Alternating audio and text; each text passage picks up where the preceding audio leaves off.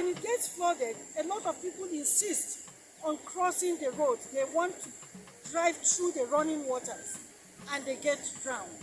Why we are here today is because it has been a tradition that FEMA goes out around the city and all the flood-prone areas in other area councils.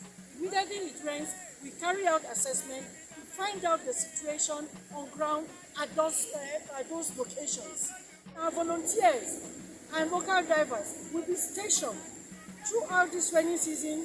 When it rains heavily, we want them to know that the Honorable Minister of State, the Permanent Secretary, Executive Secretary of FCDA, and our able Director General of FCT Emergency Management Agency cares for them.